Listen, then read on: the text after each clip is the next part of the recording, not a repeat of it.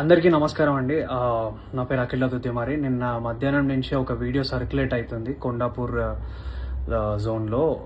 ఒక డెలివరీ అబ్బాయి రమేష్ అఖిల్ అనే ఒక అబ్బాయి మా ఎదురుగా ఉన్న ఒక ఫ్లాట్లో, చేలం రెసిడెన్సీ అనే ఫ్లాట్లో 201లో ఇవ్వాల్సిన పార్సల్ అరుణ రెసిడెన్సీ 201లో ఇచ్చాడు.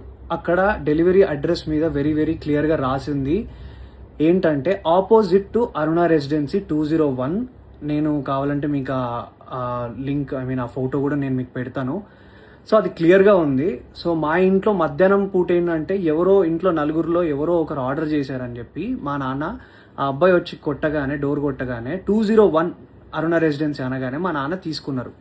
ఇది మన ఇంట్లోనే పెట్టారా అని మా నాన్న అడిగే లోపే మా నాన్న చేతిలో పెట్టేసి ఆ అబ్బాయి వెళ్ళిపోయాడు. ఒక ఆర్డర్ డెలివరీ ఇచ్చే ముందు కన్ఫర్మేషన్ చేసుకోవాల్సిన అవసరం డెఫినెట్లీ ఉంటుంది అనేది నేను అనుకుంటున్నా. ఒక ఓటీపీయో లేకపోతే కాల్ చేసో లేకపోతే ఆ పేరేంటో కనుక్కొని క్రాస్ చెక్ చేసుకొని ఇది కరెక్ట్ డెలివరీయా కాదా అని ఇచ్చుకొని వెళ్ళిపోవాలి.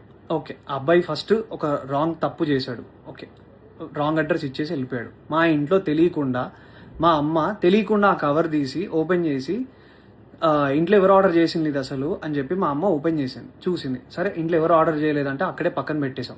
20 నిమిషాల తర్వాత వచ్చాడు. ఆ అబ్బాయి కోసమే ఇవ్వడానికి అది పెట్టినాం. ఆ అబ్బాయి మా ఇంటికి అడిగినప్పుడు నేను ఆ అబ్బాయిని యాజ్ ఎ జనరల్ సిటిజన్గా, ఒక రెస్పాన్సిబుల్ సిటిజన్గా నేను అడిగిన క్వశ్చన్, బ్రదర్ మీరు అసలు క్రాస్ చెక్ చేసుకున్నారా అడ్రస్ అని అడిగితే ఆ అబ్బాయి చెప్పిన విధానం ఏంటంటే, లేదు నేను చూసుకోలే ఇచ్చేస్తా. ఆ అబ్బాయి తాగేసి ఉండి మాట్లాడుతున్న పదాలు అవి. అవును, లేదు చూసుకోలేదు ఇచ్చేసిన, నేను ఏంది ఇప్పుడు, ఏమవుతుంది ఇప్పుడు, అది ఇది అని మాట్లాడాను. అట్లా కాదు భయ్య, నువ్వు మంచిగా మాట్లాడు అని మాట్లాడుతుంటే మా మమ్మీ అటు నుంచి వస్తుంటే ఇది కొంచెం ఓపెన్ అయింది ఏమనుకోకటి తీసుకోండి అని ఇస్తుంటే వాడు ఏంది ఫ్రీగా వస్తే తీసుకుంటారా, ఏందే ఫ్రీగా వస్తే తీసుకుంటారా అని ఇట్లాంటి మాటలు మాట్లాడినాడు. యాజ్ ఎ కొడుగ్గా నా ఫ్యామిలీని రక్షించుకోవాల్సిన బాధ్యత నాకు ఉంది. ఒక రెస్పాన్సిబుల్ పర్సన్గా మా అమ్మనో లేకపోతే మీ అమ్మల్ని ఎవరైనా ఏదన్నా కూడా ఎవరు ఊరుకోరు కదండి. ఎవరి మీదకి నాకేమైనా పిచ్చా, ఆ అబ్బాయితోని నేను గొడవ పడితే నాకేమన్నా వస్తుందా, పోనీ నా కెరియర్కి ఏమైనా హెల్ప్ అవుతుందా, లేకపోతే ఆ అబ్బాయిని నేను హ్యూమిలియేట్ చేసి మాట్లాడితే నాకేం వస్తుంది. నేను ఒకప్పుడు డెలివరీ జాబ్లలో పని చేసుకుంటా ఎదిగి ఈరోజు హీరోగా అయినా ఉన్నాయి. నాకు ఎవ్వరి మీద కావాలని నెగిటివిటీ చేసి ఆ అబ్బాయిని హ్యూమిలియేట్ చేయాల్సిన అవసరం నాకు లేదు. నా సినిమాలో నేను సెల్ఫ్ రెస్పెక్ట్ గురించే చూపించిన. అట్లాంటిది ఒక అబ్బాయి సెల్ఫ్ రెస్పెక్ట్ చేయాలని నేను ఎందుకు అనుకుంటా? ఆ అబ్బాయి మాట్లాడిన విధానం తప్పు. ఆ అబ్బాయి తాగేసి వచ్చి ఆ ఆర్డర్ ఎక్కడో ఇవ్వాల్సింది ఇక్కడ ఇచ్చిండు. అండ్ ఇదే ఇష్యూ ఏంటంటే, ఇంకో విషయం ఏంటంటే, మా ఎదురింగ్ ఇంట్లో చేలం రెసిడెన్సీలో ఇంట్లో ఉన్న 201 వాళ్ళు ఏంటంటే ఆపోజిట్ టు అరుణ రెసిడెన్సీ అని పెట్టారు. వాళ్ళ వల్ల ఇది 10th టైం. ఒకసారి కాండమ్ ప్యాకెట్స్ వచ్చినాయి, ఒకసారి సిగరెట్ ప్యాకెట్లు వచ్చినాయి. మీ మమ్మీ మీరు ఫ్యామిలీ ఉన్న వాళ్ళకి సిగరెట్ ప్యాకెట్లు కాండమ్ ప్యాకెట్లు వస్తే మీరు తీసుకోగలుగుతారా? అంటే wrong address definitely, but still అది ఎంత ఎంబారెన్సింగ్ ఉంటుంది అనేది మీకు అర్థమవుతుందా? నా మీద అందరు సోషల్ మీడియాలో నిజం ఏంటో, నా సైడ్ నుంచి ఉన్న స్టోరీ ఏంటో తెలుసుకోకుండా అందరు నా మీద నెగిటివ్ కామెంట్స్ కొడుతున్నారు. నీకు అంత బలిసిందా, ఇంది చేసినా అది చేసినావా, మా పేరెంట్స్ని నన్ను అందరినీ ఇష్టం వచ్చినట్టు తిట్టి మాట్లాడుతున్నారు కదా బ్రదర్. నేను అదే అడుగుతున్నా, ఒకవేళ మీ ఇంట్లో వాళ్ళ మీదకి నెగిటివ్గా మాట్లాడితే మీరు దాన్ని ఎందుకు చేసినావు, నువ్వు చేసింది తప్పు కదా, నువ్వు రాంగ్ ఆర్డర్ ఇచ్చినావు కదా అని చెప్పి నేను ఆ అబ్బాయిని అడగడానికి వెళ్ళిన. ఆ అబ్బాయి ఆ ఆర్డర్ ఆ అబ్బాయికి ఇచ్చేసినాక కూడా మెట్లు దిగుతూ నా ఫోన్ తీసి నువ్వు హీరో కదా, నేను వైరల్ చేస్తా, నాకు తెలుసు నువ్వు అది ఇదని మాట్లాడినాడు. చెప్పండి, నేను రెస్పాన్సిబుల్గా ఉండి వద్దు నీ ఆర్డర్ నీకు ఇచ్చేసినాక నువ్వు కిందికి వెళ్ళిపో అని మర్యాదగా అబ్బాయిని వెళ్ళిపో అని చెప్పి నేను అక్కడి నుంచి పంపిస్తుంటే ఆ అబ్బాయి వీడియో తీసి ఫోన్ తీసిండు. మా అమ్మ నాన్న వాళ్ళు టానిక్ ఫీనే వాళ్ళు భయపడ్డారు. అరే ఏం చేస్తున్నాడు ఇప్పుడిప్పుడే మా మనోడు ఇట్లా వస్తున్నాడు, ఈ అబ్బాయి ఏంది ఇట్లా మాట్లాడుతున్నాడు అని చెప్పి వాళ్ళు టెన్షన్ పడినారు. మీరు చెప్పండి, మీరు ఈ సిచ్యువేషన్ ఉంటే మీరేం చేస్తారు మీరు చెప్పండి. నేనైతే రెస్పాన్సిబుల్గా ఉన్నా. నా మీద జరిగిన ఈ అలిగేషన్ దాని గురించి నేను పోలీస్ వాళ్ళ దగ్గరికి వెళ్ళి మాట్లాడి ఫిర్యాదు చేయడం జరిగింది. సో నేను ఆర్ మా అమ్మ మా నాన్న ఏదైనా తప్పు చేసి ఉంటే definitely we will be sorry for that. నేను కావాలని ఏం వాళ్ళ మీదకి వెళ్ళలేదు. ఆ అబ్బాయి మా అమ్మ మీదకి తప్పుడుగా మాట్లాడిండు, తప్పుడు మాట వదిలిండు, అది కూడా కొంచెం తాగిన మత్తులో ఉన్నాడు. ఆయన ఏ బిల్డింగ్లో ఇవ్వాలో ఏది ఇవ్వకుండా చూసి ఇచ్చిన విధానం బట్టి నేను ఏం మాట్లాడుతున్నావురా నువ్వు, జాగ్రత్తగా మాట్లాడు, నోరు దగ్గర పెట్టుకొని మాట్లాడు అని చెప్పి నేను వాడిని అడ్రస్ చేసిన. వాడిని కొట్టడానికి నేను వెళ్ళలేదు. మీరు చూసిన ఆ వీడియోలో కూడా మా నాన్న నన్ను ఆపడానికి ట్రై చేస్తున్నాడు. దేనికి ఆపడానికి ట్రై చేస్తున్నాడు అంటే వాడు వీడియో తీస్తున్నాడు, వద్దు నాన్న అక్కడికి వెళ్ళకు, నీకేమైనా అయితే ప్రాబ్లం అవుతుందని చెప్పి మా నాన్న చెప్తున్నాడు.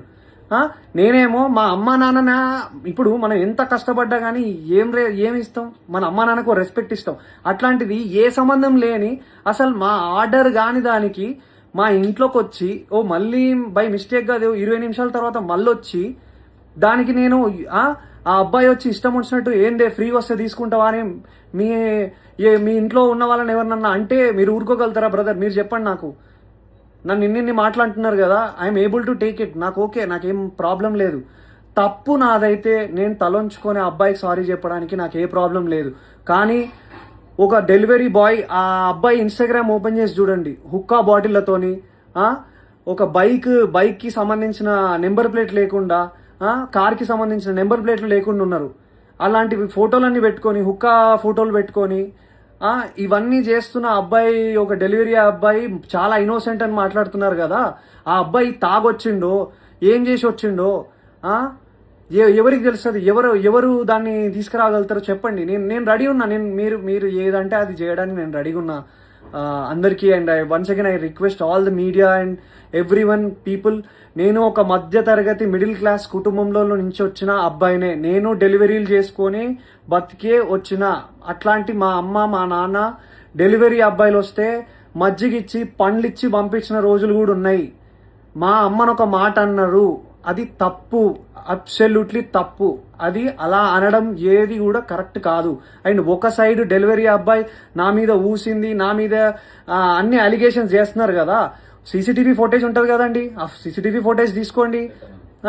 సీసీటీవీ ఫుటేజ్ తీసుకోండి, అది కూడా చూసుకొని అప్పుడు మీరు మీడియాలో సర్క్యులేట్ చేయండి.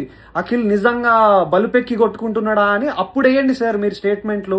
అప్పుడు వేయండి సార్ మీరు ఇలాంటి మాటలన్నీ ట్విట్టర్లో మాట్లాడుతున్న ప్రతి మాటలు. ఇప్పుడు కాదు కదా సార్, ఇది తప్పు కదా. ఒక విషయాన్ని కరెక్ట్గా అది నిజమా కాదా అని తెలుసుకున్నాక ఒక ఆరోపణ వేయండి సార్. నేను 100% తప్పు చేస్తే నేను ఆరోపణ తీసుకోవడానికి నేను రెడీగా ఉన్నా.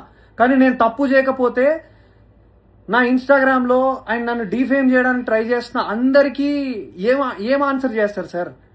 ఏం ఆన్సర్ చేస్తారు? ట్విట్టర్లో ఉన్న వాళ్ళైనా ఆ పేజెస్లో నుంచి ఒక స్టోరీ, ఒక డెలివరీ అబ్బాయిని ఊరికే సరదాగా నాకేం అవసరం సార్? ఒక హీరోగా ఉండి నాకేం అవసరం? ఒకసారి ఆ డెలివరీ అబ్బాయి జోలికి వెళ్తే నాకేమొస్తుంది సార్? ఆ అబ్బాయి ఏమనకుండా అంటే నిప్పు లేదా పొగ వస్తుందా సార్? చెప్పండి, మీరే చెప్పండి సార్, నాకు అర్థం కావట్లేదు. ప్లీజ్ ఈ విషయాన్ని మీరు దయచేసి అందరూ అర్థం చేసుకోండి. నేను ఏ తప్పు చేయలేదు. నేను అక్కడ జనరల్గా రియాక్ట్ అయ్యాను. మా అమ్మ మీదకి మాట్లాడితే, మా ఫ్యామిలీ మీదకి మాట్లాడితే నేను రియాక్ట్ అయ్యాను. అది నేను ఒక హీరోగా ఉన్నాను కాబట్టి అది డెఫినెట్లీ తప్పుగానే, అది తప్పే, నేను కూడా ఒప్పుకుంటున్నా.